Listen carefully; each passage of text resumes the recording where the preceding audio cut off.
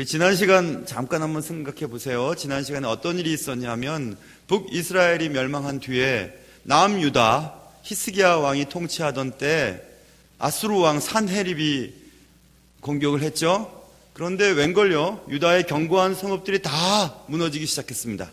그리고 급기야 예루살렘 성이 포위되는 지경에 이르게 되었죠. 그때 아수르의 대신들, 아수르 왕의 산헤립의 대신들이 예루살렘 성읍 사람들을 조롱하는 장면들이 나오고 더불어 하나님을 모욕하는 장면들이 나왔었습니다. 아수르의 침입은 히스기야 왕과 남유다 사람들이 하나님으로부터 받은 징벌의 결과였음을 말씀드렸죠. 히스기야가 처음에 왕이 되었을 때 하나님의 마음에 합한 통치를 잘 했습니다. 그러나 어떤 이유가 있었는지 히스기야는 조금씩 변해갔고 하나님을 의지하기보다는 애굽의 군사력을 의지하게 되었죠. 외교력과 군사력을 통해서 나라를 다스려 보려고 했던 교만이 히스기야를 사로잡았고 변화하게 했습니다. 하나님은 아수르 사람들의 입을 통해 히스기야와 또 유다 백성들을 질책하였죠. 지난 시간에 어떻게 질책했죠? 네가 뭘 믿고 그러느냐 이런 얘기를 했죠. 그래서 네가 의뢰하는 이가 무엇이냐? 너희들이 말로는 하나님을 의뢰한다고 하지만 사실은 애굽을 의뢰했지.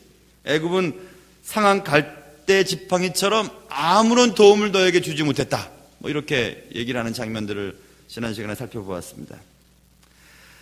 여기까지가 지난 시간에 살펴본 말씀이었고요. 오늘은 그와 같은 공개적인 모욕을 당한 뒤 히스기야의 마음이 어떻게 변했는지를 살펴보고자 합니다. 말씀을 듣고 각자의 형편에 주시는 하나님의 은혜를 받고 삶이 변화되는 귀한 은혜가 있으시기를 주님의 이름으로 축원합니다. 자, 그 같은 모욕을 당한 후에 이제 히스기야가 19장 오늘 본문입니다. 히스기야 왕이 들었습니다. 이제 아수르 왕 랍사게가 보낸 대신들이 하나님을 모욕하고 히스기야를 모욕하고 유다 백성들을 모욕하는 것을 들었어요. 이제 왕궁에 있다가 들었습니다. 들은 후에 이제 그가 했던 행동을 보세요. 1절 그 옷을 찢고 굵은 배를 두르고 여호와의 전에 들어갔다 이렇게 써 있습니다. 자신의 힘으로 나라를 통치해 보려고 얼마나 애를 썼습니까? 애굽의 군사력을 이용해 보려고 했던 외교적인 노력도 소용이 없었고요. 금과 은을 통해 조공을 바치면서 아수르 제국이 다시 돌아가도록 노력했던 노력도 소용이 없었죠. 우리 지난 시간에 살펴보았죠. 성전에 있는 금과 은과 뭐 다 그냥 벗겨가지고 다 아수르 왕에게 조공도 바치고 했는데 소용이 없었어요. 히스기야는 이것도 해보고 저것도 해보고 또 이것도 해봤지만 아무 소용이 없었습니다. 그래서 결국 히스기야는 이제 하나님께 나아가기로 결심한 것 같아요. 그래서 이제 옷을 찢고 베옷을 두르고 하나님의 전에 들어갔다 이렇게 되어 있습니다. 너무 아쉽죠? 미리 좀 그렇게 했으면 좋았을 텐데, 그렇죠? 문제가 생겼을 때 하나님께 탁 엎드려가지고 하나님 잘못했습니다. 하나님 이 문제를 어떻게 하면 좋을까요? 저는 군사력도 없고 지혜도 없고 백성들의 마음은 너무 낙심되어 있고 적은 너무 큽니다. 어떻게 하면 좋죠? 하고 엎드렸으면 얼마나 좋았을까. 지난 시간에 살펴본 것처럼 아수르 왕이 쳐들어왔을 때 히스기야가 사람을 보내어서 얘기합니다. 아수르 왕에게 이르되 내가 범죄하였나이다. 18장 14절에 써 있어요. 아수르 왕에게 내가 범죄했습니다 하고 말하는 장면을 생각해 보시면서 전능하신 하나님 앞에 하나님 내가 범죄했습니다 이렇게 엎드렸으면 얼마나 좋았을까 생각을 해보는 겁니다. 여러분 다윗이 참 나쁜 짓 많이 했잖아요. 저 좋은 사람이었지만 나쁜 짓 했죠. 바세바와의 범죄 사건,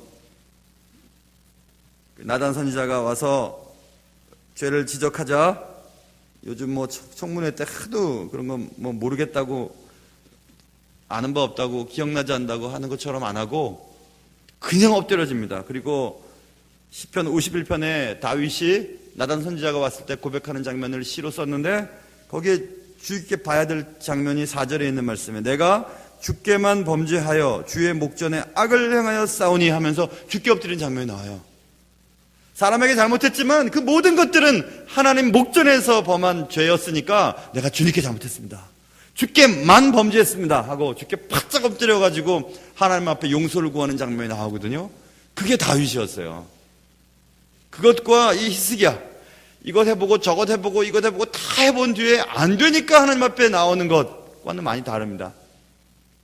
실컷 두드려 맞고 실컷 어려움을 당한 후에 그 다음에 주님 앞으로 나오는 거랑 다르죠. 그래서 지금 본문에 히스기야는 하나님께 엎드립니다. 여러분, 우리가 지혜로운 사람은 책을 읽거나 남의 경험을 통해서나 어른들의 충고를 통해서 삶을 이렇게 조종해 나가죠. 그런데 미련한 사람은 다 경험해보고 나서야 한 걸음 한 걸음씩 나가요. 참 미련해요, 여러분. 세상의 모든 것을 경험해볼 수는 없고 또 그렇게 오래 살 수도 없는데 다 경험해보고 한 걸음씩 나간다고 하는 사람만큼 미련한 사람 없어요. 그래서 하나님께서 성경책을 주신 겁니다. 성경책을 주셨어요. 모든 성경은 하나님의 감동으로 된 것으로 교훈과 책망과 바라게 함과 의로 교육하기에 유익한 일이 써 있잖아요. 교훈도 받아야 되고 책망도 받아야 되고 의로 교육하기에 유익한 이 하나님의 말씀을 가까이 해야 돼요. 그렇게 하지 않아요. 다 경험해보고 나서 한 걸음씩 한 걸음씩 나아가요. 여러분, 부모가 자녀들에게 많은 기대를 가지고 얘기를 합니다. 그러면 이제 자녀들은 잔소리 좀 그만하라고 얘기하죠. 부모는 다 경험해 봤으니까 지금 네가 이 길로 가면 고생할 거 뻔하니까 이 사람 만나서 결혼한다고 네가 하는데 결혼하면 힘들 거 뻔하니까 네가 지금 이 일을 한다고 하는데 안 될 거 뻔하니까 자꾸 얘기합니다. 안 들어요. 안 들어. 그 미련한 자녀들은 고생 많이 합니다. 그런 다음에 나중에 이제 엄마 말이 맞았지. 엄마가 이 남자랑 결혼하지 마라 그럴 때 하지 말걸 뭐 이런 얘기하는 거예요. 목사도 마찬가지예요, 여러분. 목사도 꼭 그렇거든요. 꼭 부모 마음이에요. 여러분이 나이가 저보다 훨씬 많으셔도 꼭 부모 마음으로 여러분 봅니다. 그래서 여러분에게 몇 가지 얘기도 하고 이렇게 하셨으면 좋겠다, 저렇게 했으면 좋겠다 얘기하면 여러분 안 들으시려고 그래요. 잔소리 한다 하죠. 좋은 말만 했으면 좋겠다 하죠. 뭐 권면의 말씀, 뭐 이렇게 높여주는 얘기들, 뭐 이런 얘기들만 하기를 원해요. 그러면 그런 얘기는 친부모는 그렇게 안 합니다. 아이들이 듣기 싫어도 얘기합니다. 사랑 때문에 그렇게 하는 거죠.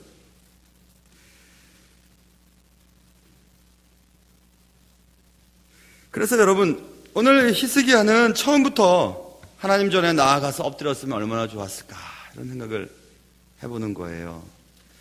여러분, 하나님께서 히스기야에게 몇 번의 사인을 주셨거든요. 이사야를 통해서 우리 지난 시간 살펴본 것처럼 애굽 믿지 말아라. 애굽한테 가서 원조 청하지 말아라. 하나님을 의지해라. 왜 애굽한테 나가냐 이런 얘기를 얼마나 많이 들은지 몰라요. 그리고 북이스라엘이 멸망당하는 것을 10년 동안 봐왔거든요. 히스기야 4년 때에 북이스라엘이 사마리아 성이 포위가 되는 장면부터 시작해서 그 뒤로부터 10년 뒤에 히스기야 왕 14년 때 이런 일이 생겼잖아요. 10년 동안 봐왔어요. 근데도 몰라요. 하나님이 사인 주실 때 빨리 깨달아야 됩니다. 이사야서 55장에 뭐라고 써있죠?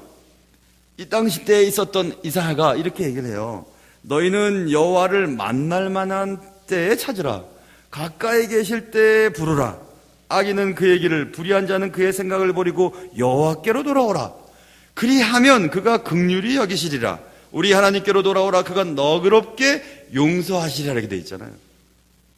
하나님을 만날 때도 있고 회개할 때도 있어요. 은혜 받을 때도 있고 하나님 앞에 용서받을 때도 있습니다. 그때를 놓치면 안 돼요. 그때 놓치면 고생은 고생대로 한 다음에 나중에 이제 하나님 앞에 하나님 나 항복할래요 이렇게 얘기를 해요. 뭐 그것도 감사해요, 여러분. 그것도 감사한 일이에요. 그렇게라도 주님께 돌아오면 그것도 감사한 일이지만 너무 아쉽잖아요. 너무 아깝잖아요. 그렇죠? 젊을 때 부모님 말씀 잘 듣고 잘 길을 걸어가서 인생을 잘 사는 게 훨씬 낫잖아요. 맨 마지막에 가서 그때 엄마 말 들을 걸, 아버님 말씀 들을 걸. 너무 아깝잖아요, 시간이. 너무 안타깝지 않습니까? 어찌됐든 히스기야 왕은 여호와의 전에 들어갔어요. 옷을 찢고 굵은 배를 두르고 여호와 앞에 가서 엎드리기 시작합니다. 여기서 또 우리가 한 가지 생각해야 될 것은 여호와의 전에 들어가서라고 하는 문장이죠. 여러분, 궁궐이 여호와의 성전보다 더 잘 졌어요. 솔로몬 때 더 잘 졌죠. 그리고 지금 나라가 아주 굉장히 위급한 상황이었어요. 물론 왕궁에서 가깝죠. 성전은 그리 멀지는 않습니다. 어디에나 계신 하나님인데 왜 굳이 성전까지 또 갔을까 생각해 보세요. 왕이 행차하려면 쉽게 걸어가는 길도 아니고, 왕이 또 행차하려면 요즘 많이 얘기하는 것처럼 의전이 또 준비돼야 되고 생각할 것이, 준비할 것이 얼마나 많아요. 번거롭고 귀찮죠. 왕이 한번 행차를 하려면 얼마나 시간도 많이 걸리고 신경 쓸 일들이 많습니까? 그런데 왜 굳이 여호와의 전에 들어갔을까? 이겁니다. 여러분, 우리가 집에서도 기도할 수 있고 수요일 날에도 얼마든지 채널만 돌리면 또 인터넷만 연결하면 얼마든지 목사님들 설교를 들을 수 있어요. 얼마든지 원하는 때. 그런데 왜 굳이 수요예배 시간이라고 이렇게 하는 시간들을 정해놓고 또 굳이 본교회를 찾아 나가서 예배를 드려야 하는 걸까요? 왜 그렇죠, 여러분? 저도 안식년 있을 동안에 미국에 있는 여러 교회들을 다녀보기도 하고, 근데 본인의 교회, 본인이 등록되어 있거나 가까운 교회, 늘 새벽 예배 가는 그런 교회가 아니면 어떤 교회 가도 낯설은 거예요. 그게 참 낯섭니다. 보통 낯선 게 아니에요.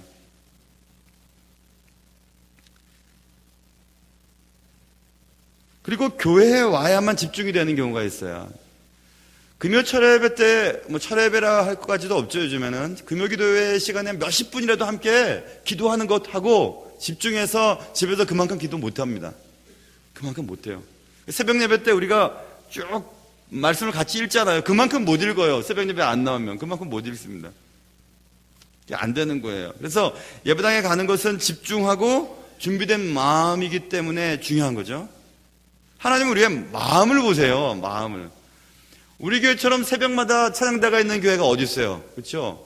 새벽 예배 찬양대에 있는 이 소문이 잘 나가지고 작년에 신문에까지 나왔었어요. 사실 기독신문에.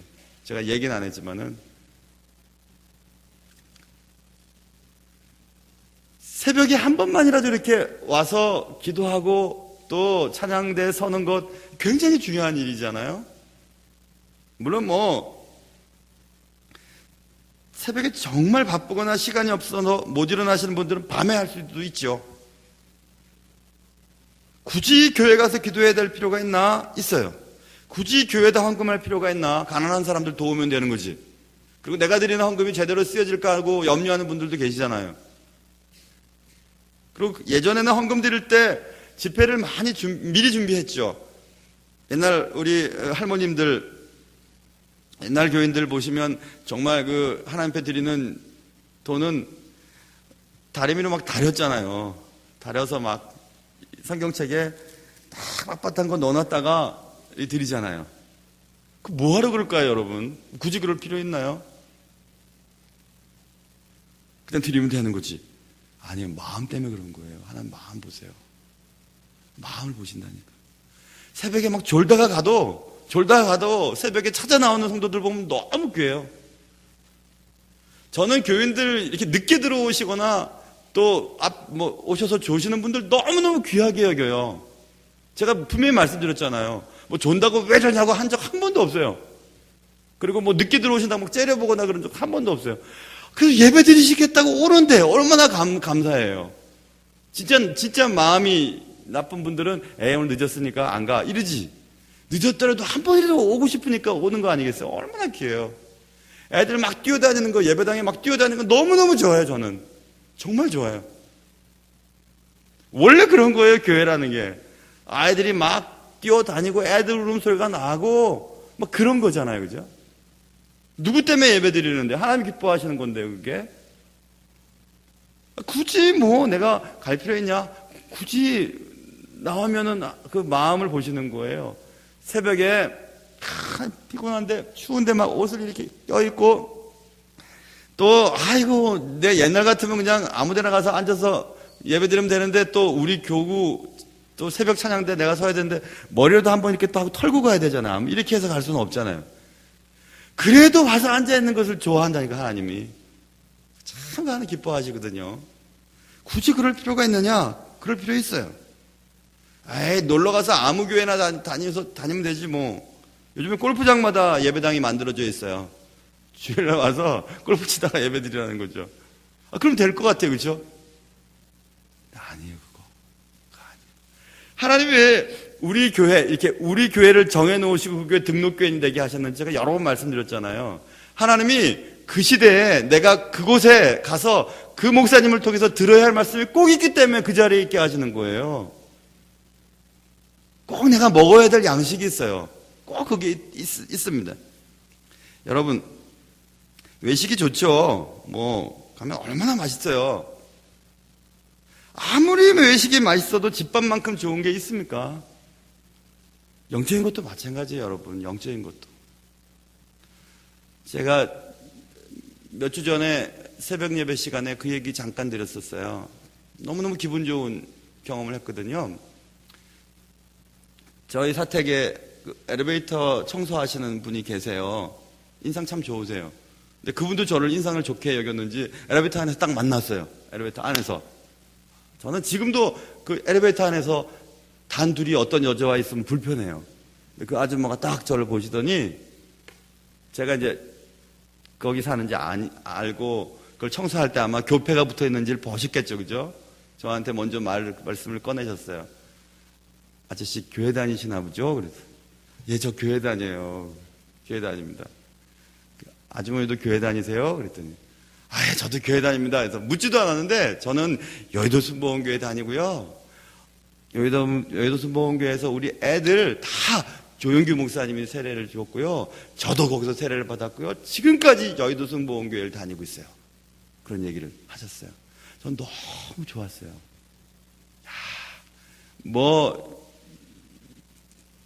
여의도 순복음교회 조영규 목사님 뒤가 어쨌든이 또 은퇴하신 뒤가 어쨌든 그건 지금 모르겠어요. 저는. 근데 어쨌든 그 목사님을 통해서 신앙생활을 했고 자녀들이 세례를 받았고 지금도 거기서 신앙생활을 하고 있다는 게 너무 자랑스러워 하시는 거예요. 너무너무 보기가 좋았어요. 너무너무 보기가 좋았어요. 자신이 다니는 교회를 저렇게 사랑하고 자기가 다니는 교회 목사님이 저렇게 좋아하는구나 하는 걸 보니까 너무 부러웠어요. 그런 거죠, 여러분. 굳이 교회 가서 기도해야 될 필요가 있냐? 이 교회 다 똑같은 교회지. 맞아요. 그러나 하나님이 어떤 교회에 등록을 하게 하시고 그 교회에서 신앙생활을 하게 하시는 것은 분명한 이유가 있어서 그렇게 하시는 거예요. 어떤 이유 때문에 그 교회를 옮길 수밖에 없었어요. 그것도 이유가 있는 거예요. 하나님 그렇게 하시는 거예요. 그렇게 해야지만 내 영혼이 건강하게 잘 살 수 있게 하시는 하나님의 계획 가운데 있는 거죠. 그러니까 어찌 돼서 어떤 교회에 등록을 하고 그 교회의 교인이 되었으면 그 교회의 목사님을 기도하시고 그리고 그 교회를 자랑해야 돼요. 허물은 덮고 그리고 교회의 자랑을 많이 해야 돼요. 그게 우리가 해야 될 일이죠. 하나님 우리의 봉사와 헌물에 담겨있는 마음을 보세요. 별것 아닌 것도 하나님 중요하게 여기세요. 굉장히 중요하게 여기시죠. 사람이 보지 않아도 괜찮아요. 하나님이 다 보고 계세요. 사람이 인정해주지 않아도 괜찮아요. 하나님은 다 기억하고 계세요. 사람이 상 주었을 때 상 못 받아도 괜찮아요. 하나님께 받을 상이 저축되어 있음을 믿으시길 바라요. 하나님이 다 기억하고 계세요. 다 기억하고 계세요. 사람 앞에 인정받고 사람 앞에 상 받으면 그것으로 끝나는 거예요. 그런데 사람도 모르는 채 하나님 나라를 위해서 헌신했던 것들 하나님이 기억하셨다가 다 갚아주십니다. 그러니 하나님의 나라를 위해서 꼭 우리의 마음을 드릴 수 있는 여러분 되시기를 주님의 이름으로 축원합니다. 여러분, 우리가 꼭 이렇게 굳이 그렇게 해야만 되는가? 라고 말을 할 때 꼭 우리가 떠오르는 성경의 말씀은 가인과 아벨의 제사 사건이에요. 창세기 4장에 있는 가인과 아벨의 제사 사건에서 왜 가인의 제사는 안 받고 아벨의 제사는 받으셨는가에 대해서 우리는 고민하잖아요. 재물의 차이인가? 짐승을 잡고 곡식을 드린 그 차이인가? 아니죠. 지난번 수년 전에 창세기 강의할 때 뭐라고 말씀드렸어요, 여러분? 성경에 분명히 기록되어 있어요. 가인과 그의 재물은 받지 아니하시고 아벨과 그의 재물은 받으셨다. 하나님 받으신 것은 가인에 드린 재물이 아니라 가인의 삶이었어요. 그걸 안 받으신 거예요. 하나님은 아벨의 재물만 받으신 것이 아니라 아벨과 그의 재물을 받으셨어요. 아벨의 삶을 받으셨어요. 그리고 여러분, 우리가 하나님 앞에 드리는 봉사나 하나님 앞에 드려지는 헌물도 우리의 삶을 드려야 돼요. 우리의 삶은 그냥 지 맘대로 생활하면서 헌금만 꼬박꼬박 드린다 하면 받으실 것 같아요? 전혀 안 받습니다. 그런 거 안 받으세요, 하나님. 집은 엉망이면서 사람들과 관계는 엉망이면서 교회 와서는 에헴 한다고 해서 에헴이 되나요? 안 받으세요, 그거.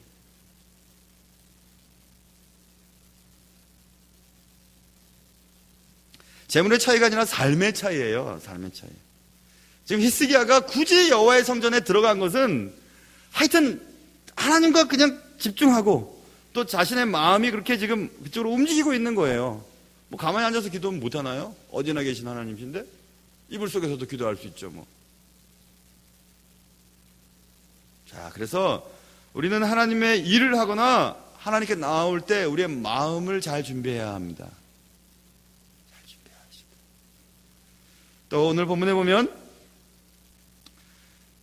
히스기야 왕은 여호와 전에 들어갔고, 그리고 왕궁의 책임자인 2절 보세요. 엘리야김과 서기관 셈나와 제사장 중 장로들에게 굵은 배를 돌려서 아모스의 아들 선지자 이사야에게로 보냈다 이렇게 써 있죠. 그것도 참 잘했죠. 참 잘했어요. 뭐하러 보냈겠어요? 4절에 보면 우리를 위해서 기도 좀 해주세요 라고 보낸 거예요. 4절 보시면 대신들을 통해서 히스기야의 말을 들어보세요. 살아계신 하나님을 비방하였으니 당신의 하나님 여호와께서 혹시 그의 말을 들으셨을지라. 당신의 하나님 여호와께서 그 들으신 말 때문에 꾸짖으실 듯하니 당신은 이 남아있는 자들을 위하여 기도하소서 하더이다 하면서 히스기야 왕의 전가를 이사야에게 전달해 주었지요. 그러니까 이사야에게 대신들을 보냈던 것은 기도 부탁을 위해서 보냈던 거죠. 여러분, 우리가 신앙생활을 할 때 신앙의 멘토가 있어야 돼요. 멘토가 있어야 돼요. 내가 어려울 때 날 위해 기도해 달라고 이렇게 부탁할 사람이 있어야 돼요.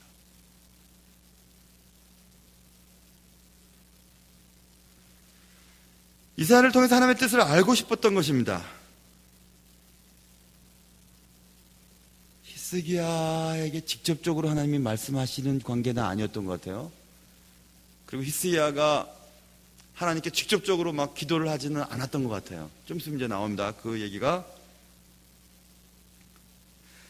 제가 신혼부부 아이들, 청년들, 신혼부부 아이들, 그리고 지금도 결혼 전 아이들은 꼭 제가 주례를 저한테 부탁하면 제가 꼭 공부를 시키죠. 한 4주나 5주.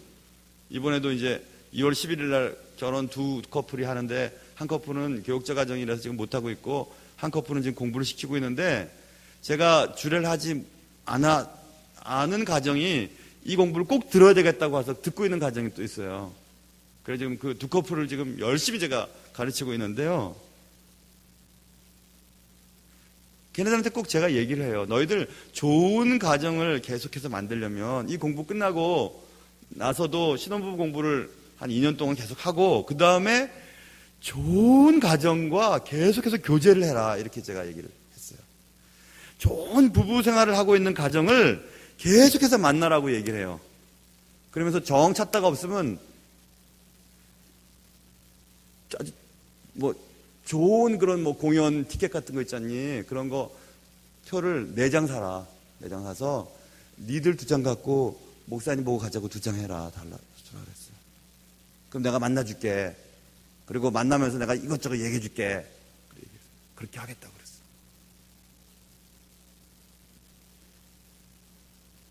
좋은 가정의 모델을 안 보면 좋은 가정이 될 수가 없어요. 될 수가 없다니까요. 남과 남이 만나서 몇십 년씩 살다가 만나서 결혼했는데 잘 살 수 있는 확률이 없어요. 어떻게 잘 살 수 있겠어요? 한 사람이 저희처럼 완전히 죽지 않으면 어떻게 살겠어요? 순종하면 되죠만. 어떻게 살겠어요, 여러분? 다 뭐 자존심 강하고 다 배운 사람들이니까. 부딪혔다 떨어지고 부딪혔다 튀고 막 이러죠. 안 돼요. 힘들어요. 그래 좋은 가정의 모델을 계속해서 봐야 되는 거예요. 신앙생활도 마찬가지죠, 여러분. 저는 제가 참 감사한 게, 제가 지금 이제 담임으로 사역을 하고 있지만 신학을 하면서부터 얼마나 좋은 목사님들 밑에서만 배웠는지 몰라요. 어쩜 그렇게 하나님 뽑아가지고 진짜 좋은 아버님 같은 목사님들 밑에서만 딱딱 배우게 하셔서, 저는 교회는 항상 그렇게 좋은 줄 알아요. 교회는 항상 그렇게 그냥 편안하고 항상 뭐 사랑이 넘치고 막 이렇게, 얼마나 그게 복인지 몰라요. 제 친구 목사님은, 지금 미국에서 목회하는 목사님은 어쩜 가는 교회마다 막 싸우고 시끄러운 교회를 갔는지. 제가 그랬어요. 목사님이 그렇게 안 하면 안 꺾어질 거니까 내가, 하나님이 목사님 그 꺾으려고 그러나 보다. 내가 농담 삼아서 얘기했더니 본인도 그렇다고. 그래서 첫 목회지, 첫 사역지가 굉장히 중요하거든요. 그래서 신학하는 이제 후배분들한테 전임 사역하기 전에는 정말 좋은 교회 가야 된다. 좋은 교회 가야 좋은 걸 배울 수 있다. 이렇게 얘기를 합니다. 히스기야에게 그 당시 때 영적인 리더 이사야가 있었어요.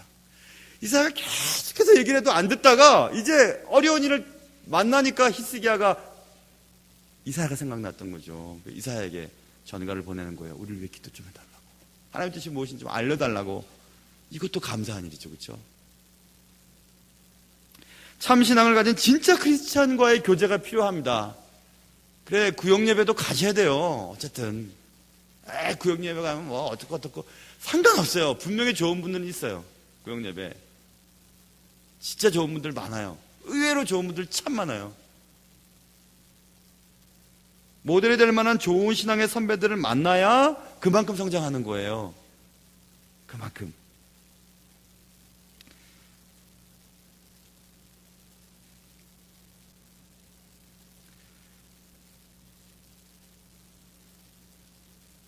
유학 떠나기 전에, 제가 유학을 떠나기 전에요, 사역하던 교회에는 정말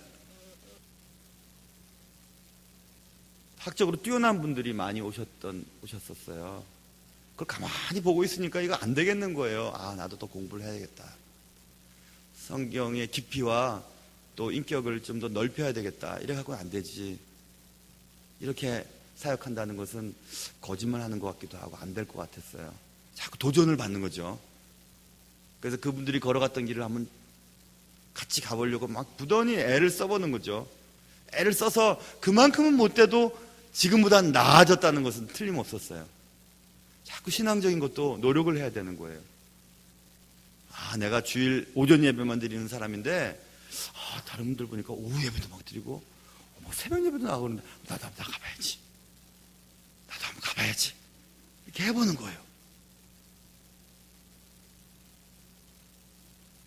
여러분에게 그와 같은 신앙의 멘토들이 꼭 있으시기를 주님의 이름으로 축원합니다. 그래서 이사야에게로 보낸 거예요. 그러면서 히스기야가 대신들을 통해서 이렇게 얘기합니다. 자, 보세요. 3절. 그들이 이사야에게 이르되 히스기야의 말씀이, 히스기야의 말씀을 전하는 겁니다. 오늘은 환난과 징벌과 모욕의 날이라 아이를 낳을 때가 되었으나 해산할 힘이 없도다. 너무너무 마음 아픈. 여러분, 어느 집이든지 아기 기다리죠. 아기를 기다립니다. 아기를 배 안에 두고 9달, 10달 때쯤에 이제 애를 낳는데 그동안 얼마나 고생했어요. 그렇죠? 배도 막 이만큼. 제가 신방 다니면 어떤 집에서 막 잘 차린 집에는 진짜 제가 속이 이렇게 위가 작거든요. 작은데도 엄청 먹어야 돼요. 하여튼. 왜냐하면 그래 기뻐하시니까. 금방 먹고 활명수를 갖다 먹는 한이 있더라도 엄청 먹거든요. 막 국물까지 다 마셔요. 그러면서 꼭 제가 보여드리죠. 근데 국물까지 다 먹었다고 막 그러면 얼마나 좋아하시는지. 거기까지면 좋은데 모자란 것 같다고 더 주시면 이제 줄 맛이죠.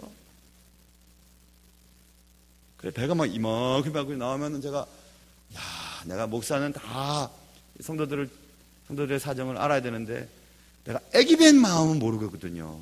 근데 내가 배가 이만큼 돼갖고 가보면은 이거 애기 뵌 엄마들이 진짜 힘들겠구나.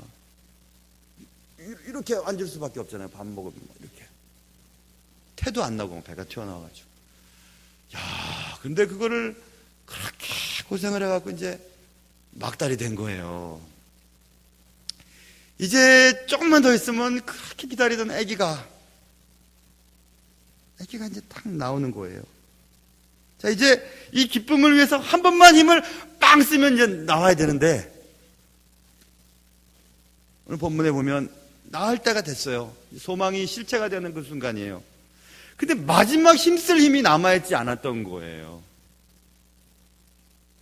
요즘에야 뭐 수술을 하지만 이때는 안 됐죠. 보세요. 아이를 낳을 때가 됐으나 해산할 힘이 없었어요. 지금까지 길렀는데 이제 해산할 힘이 남아있질 않았어요. 마지막 힘이 없는 거예요. 그럼 어떻게 되죠? 마지막 힘이 없어요. 산모가 아기 날 힘이 없어요. 그럼 어떻게 돼요? 아기와 산모가 다 죽어요. 자, 지금 히스기야의 이 말은 아이 낳을 때가 되었으나 해산할 힘이 없습니다. 이 말은 뭐예요? 죽을 것 같다는 거예요. 아무 일도 못하겠다는 거예요. 지금 아무런 노력도 할 수 없다는 거예요. 죽을 것 같다는 거예요. 죽을 지경이라는 거예요. 이제 곧 죽게 될 거라는 거예요. 힘을 내어야 할 텐데 알겠어요. 힘을 내야 되는데 마지막 힘을 낼 힘이 없어요. 지금 죽겠어요.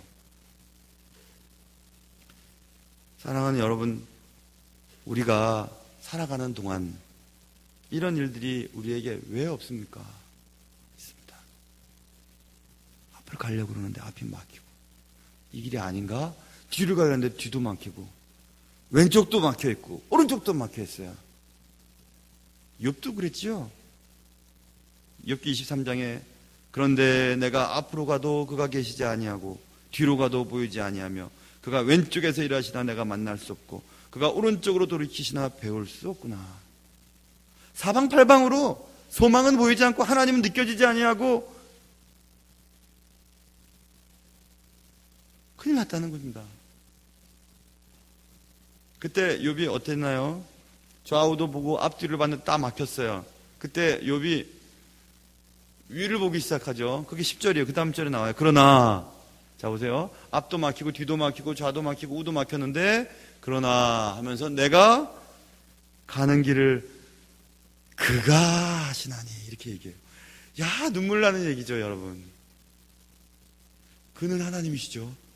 하나님은 보이지 않지만 앞도 막히고 뒤도 막히고 옆도 막히고 다 막혔지만 그러나 내가 가는 길을 그가 하시나니 그가 나를 단련하신 후에는 내가 순금같이 되어 나오리라 이렇게 얘기해요. 진짜 여러분 진짜 멋있죠. 진짜 멋있죠. 죽을 지경이 되었는데도 쓸 힘이라고는 하나도 없어요. 다 죽게 됐어요. 그때 하나님을 바라봐야 돼요. 교회에 나와서 하나님께 부르짖어야 돼요.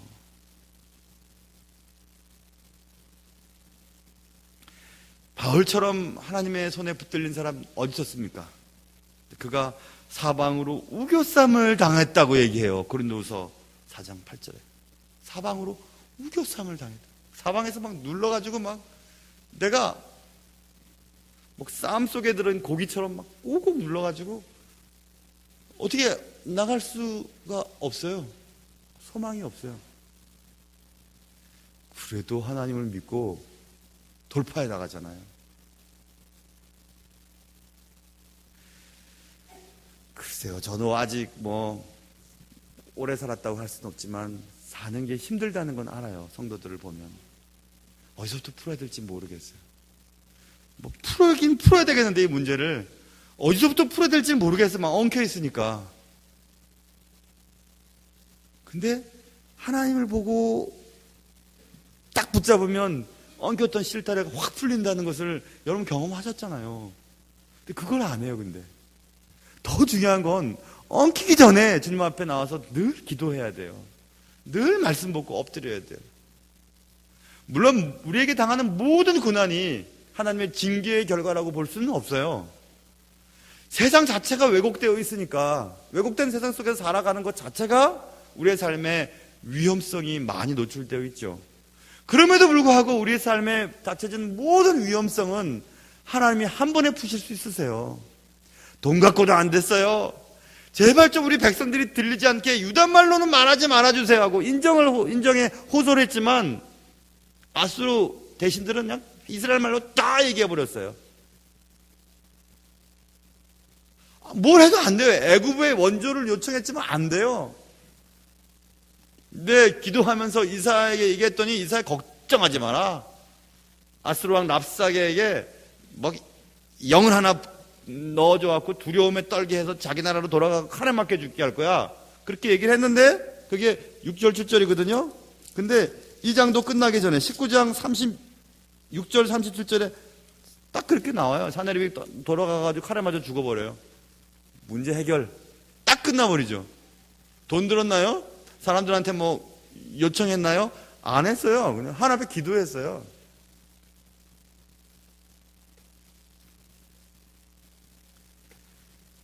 그래서 오늘 본문은 히스기야 왕이 그래 이제 좀 정신 차리나 보다 생각을 하고 감사하다라는 말을 막 할 때쯤에 뭔가 걸리기 시작해요. 그게 뭐냐면 오늘 본문 말씀을 통해서 제가 제목을 단 당신의 하나님이라고 하는 제목이에요. 오늘 본문에 보면 히스기야의 말을 한번 들어보시면 히스기야가 대신들을 통해서 얘기를 하는 장면을 들어보세요. 어떻게 얘기냐면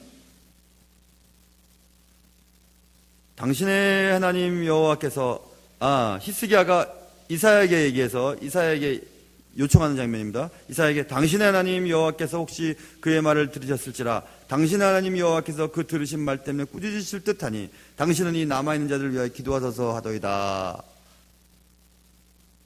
하니라. 그러니까 히스기야가 했던 말을 그대로 전하는 거죠. 히스기야가 뭐냐면 이사야에게 당신의 하나님께 기도 좀 해주세요. 당신의 하나님을 좀 이 모욕하는 걸 들으시지 않습니까? 남아있는 자들을 위해서 우리를 기도해 주세요. 이렇게 얘기했어요. 거기서 탁 걸렸어요. 계속 이 부분이 걸려요. 이 본 말씀 읽으면서 당신의 하나님 뭐가 좀 이상한 듯해요. 이상한 듯해요. 안타까운 마음이 들어요. 자, 당신의 하나님, 우리의 하나님, 나의 하나님 이렇게 안 하고 당신의 하나님, 이사야 당신의 하나님 이렇게 얘기하는데 이사야가 얘기를 하면서 그 신복들, 히스기야 왕의 신복들에게 얘기를 해요. 6절에 이사야가 그들에게 이르되 너희는 너희 주께 이렇게 말하라. 이 말씀을 들어보면 그렇구나. 여러분 보세요. 이사야가 히스기야의 대신들을 향해 너희 주인에게 딱 던지죠. 그 앞절에는 당신의 하나님이라고 하잖아요. 여기서 지금 신하는 자신의 주인이 누구인지 그것을 정확하게 아는 데서부터 충신인지 충신이 아닌지가 결정이 되죠. 자신의 주인이 누군지 아는 것이 제일 중요해요. 이와 같이 우리 신앙인은 우리의 주인이 누구인지, 그게 참 신앙인인지 아닌지를 결정해줘요. 나의 주인이 누구인지, 하나님이 나의 하나님인지, 그렇지 않은지가 참 신앙인인지 아닌지를 결정해준다고요. 지금 히스기야는 여호와의 전에 들어가서 옷을 찢고 베옷으로 둘러쓰고 그랬지만 뭔가 하나님과 지금 관계는 가깝지 않은 듯해요. 그래서 이사야에게 우리를 위해서 기도해달라고 하고 이사야에게 부탁하는 건 당신 하나님께 좀 우리를 위해 당신 하나님께 좀 기도 좀 해주세요라고 얘기하고 있죠. 그러니까 히스기야가 아직도 우리가 원하는, 우리가 기대하는 그런 모습은 아닌 듯 합니다. 이사야의 하나님일 뿐 히스기야의 하나님은 아니셨나? 온 천하를 만드신 하나님이 이사야의 하나님일 뿐 왕궁의 책임자인 엘리야김과 서기관 셈나와 제사장 중 장로들의 하나님은 아니셨던가? 히스기야가 하나님을 찾은 것은 오케이, 매우 잘한 거예요. 그렇죠? 하다 안 되니까 하나님을 찾은 것은 잘했어요. 그러나 히스기야는 이사야를 통해서 하나님을 찾고 있어요. 그게 좀 문제예요. 우리의 신앙이 누구 때문에 좌지우지 되어서는 안 됩니다. 예를 들면 이런 거죠. 내가 하나님을 믿고 있는데 누구와 관계가 틀어졌어요. 그래서 교회를 안 나와요. 누구의 하나님이었던 거예요, 지금? 누구를 보면서 나의 하나님을 지금 저버리는 것이죠? 지금 하나님은 나의 하나님이셔야 되는데 나와의 문제가 제일 중요한데 저 사람이 행동하는 거 보고 저 사람의 하나님 보니까 아이고 아니야. 그리고 나의 하나님을 저버리는 경우들이 참 많아요. 그 신앙이 잘못된 거예요. 아주 잘못됐어요. 신앙이 어릴 때는 도움을 받을 수는 있겠지만 결국 신앙은 하나님과 나와 1대1의 관계에서 결정이 되는 거예요. 우리 집안은 4대째 믿음의 집안이. 그런데요. 우리 엄마 아버지는 교회에 대단한 일을 했어요. 아버지 목사예요. 아버지 장로예요. 엄마 권사예요. 근데요. 내가 청년부 회장 출신이에요. 내가 젊을 때 얼마나 노력 많이 했는데요. 근데요. 근데 왜 지금은 그 모양이세요?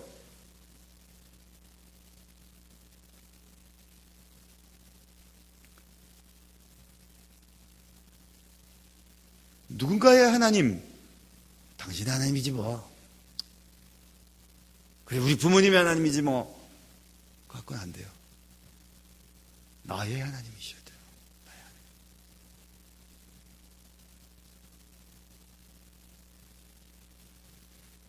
사랑하는 성도 여러분, 여러분의 하나님이셔야 돼요.